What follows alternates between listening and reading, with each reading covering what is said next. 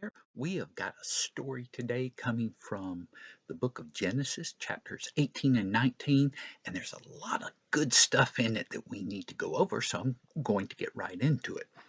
All right, so in talking about Abraham, you may recall that God had made promises to Abraham that he was going to have a lot of children, and that doesn't necessarily mean your direct children. That includes grandchildren and great grandchildren and so on.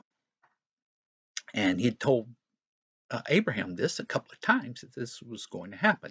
Now, Abraham was pretty old, and his wife Sarah was also pretty old.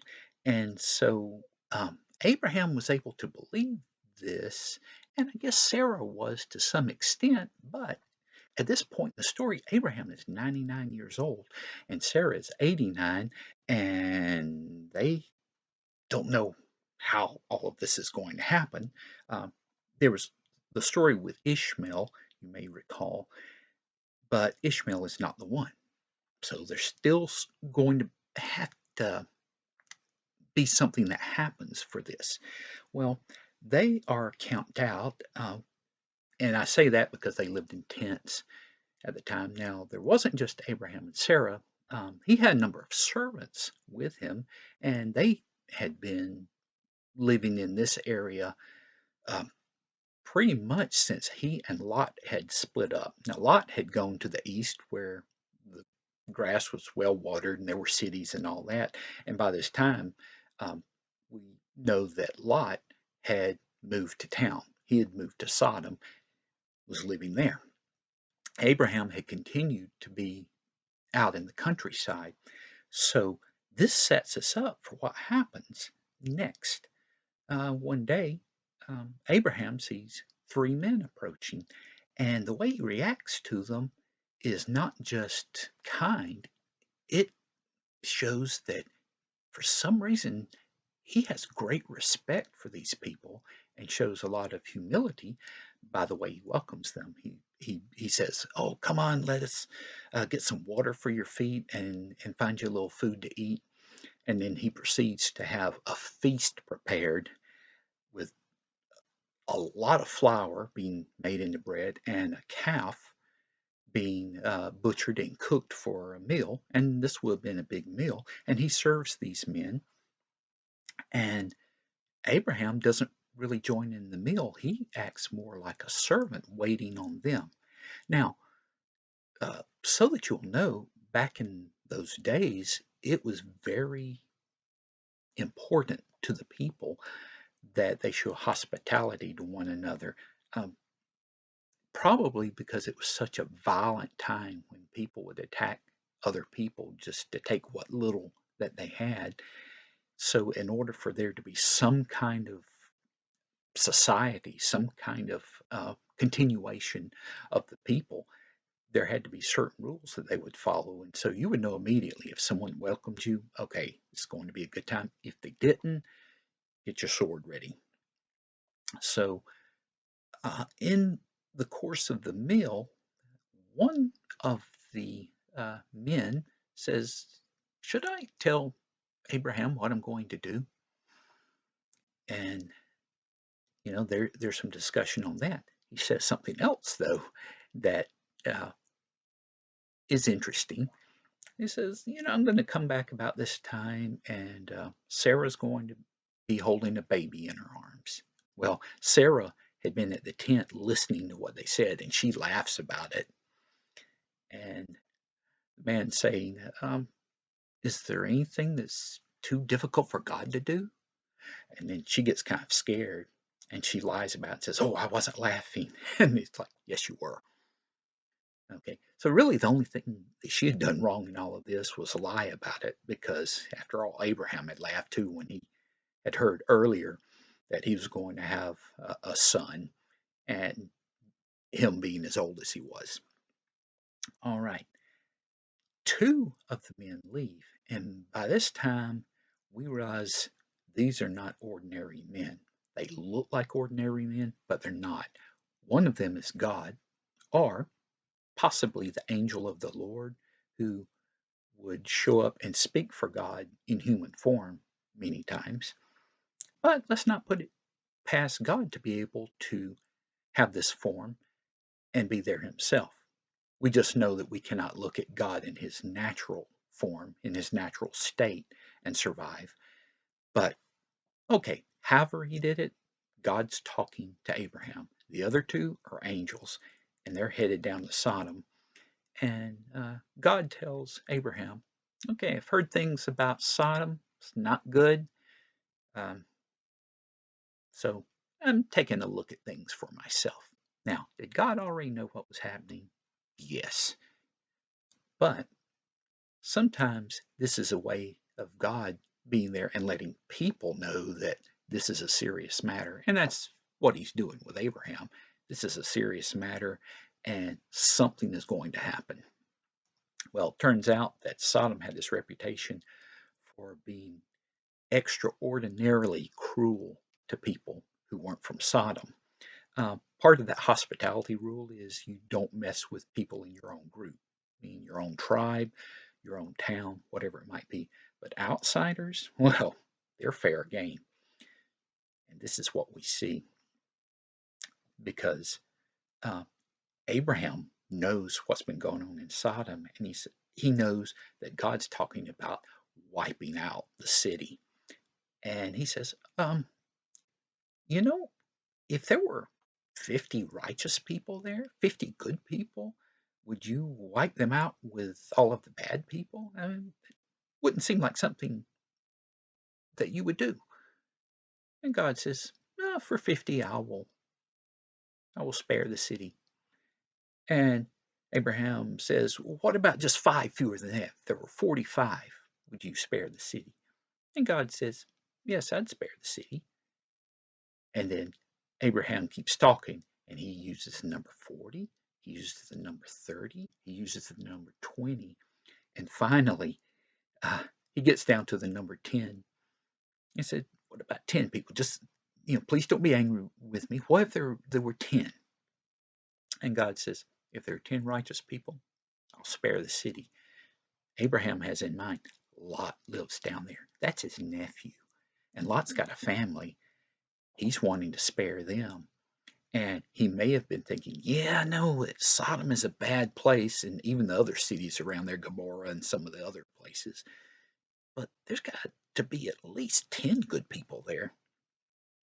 Well, now the story shifts, and we're down into Sodom, and the angels have shown up. Now remember, they look like people, they look like ordinary men. Well, Lot is there at the city gate, and that shows that he is something of maybe not a leader of the city, but he's one of the higher level people, and he greets the angels, and he says, "Oh, let me get some water to wash your feet and provide you something to eat, and you can stay at my house tonight because it's already evening." And they say, "No, no, we'll just sleep here in the square." And he insists, "No, no, you've got to come with me. Come to my house." And he is so strong about it that the angels go along with him. They go to his house and he feeds them unleavened bread. Normally, that might not be a big deal, but it means that he's making something for them that can be cooked quickly.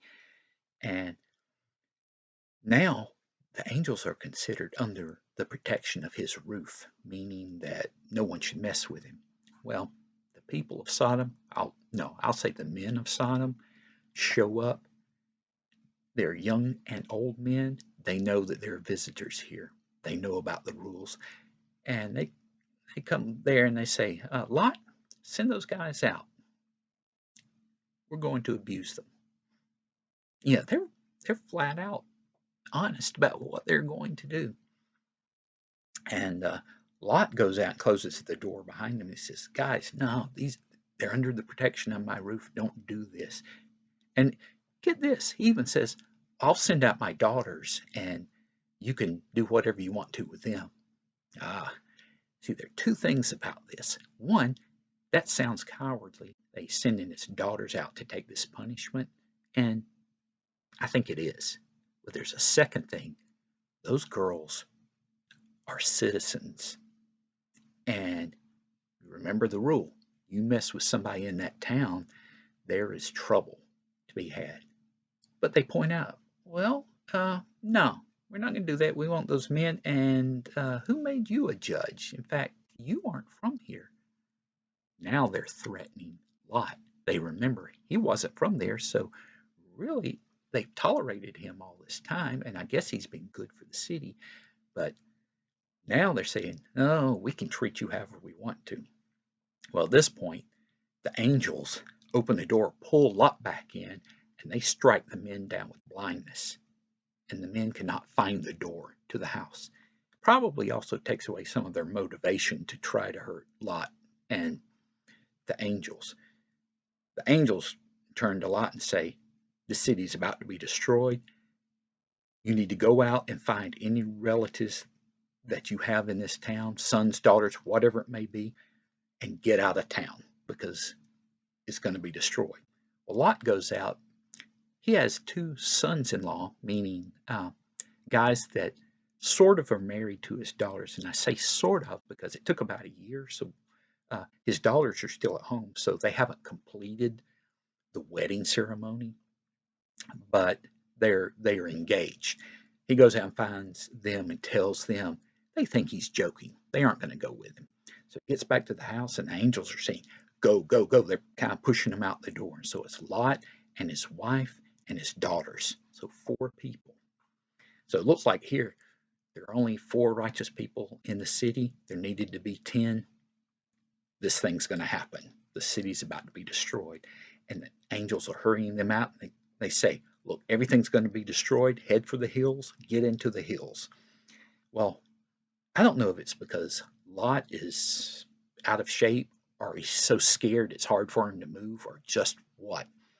But he's telling the angels, I can't make it that far. We can't go that far. And they find this little town called Zoar. And he says, can't we go there? It's a small place. We can shelter there. Yeah, will that be okay? Well, the angels go, okay, you can stay there. You don't look back and all. You just keep going, get there, and get down. Well, they head there. It's right about dawn, and God destroys this area. He rains down fire and brimstone. So think about it like a volcano going off right there, and maybe a comet hitting the city at the same time. Wipes out everything. So you've got things like lava, uh, the burning sulfur.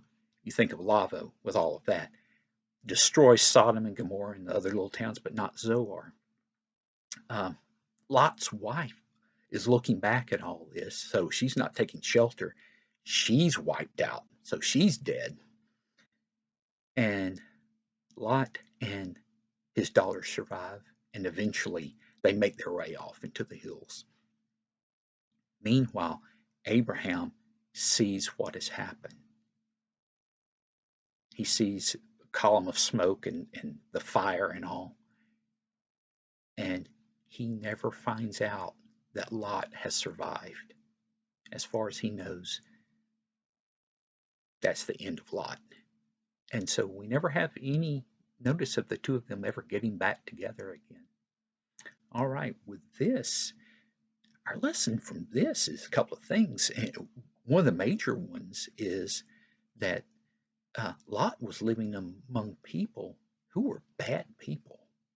And we need to be able to talk to people to tell them about God, but we don't need to hang around them all of the time. It's kind of you get in, you try to help them, and if they aren't willing to hear the message, you get out. The other thing is to trust in God. The right person was saved because we find out later on his daughters aren't so good themselves. And so Lot was by himself, but he was still in God's favor. All right, with that, I'm going to let you go. Today's tide is fire because that's the best way to describe Sodom and Gomorrah. And just know this, when God destroys something, it's destroyed so well you may not ever be able to find a trace of it. All right, with that, you have a good day and hope you'll be back soon. Bye.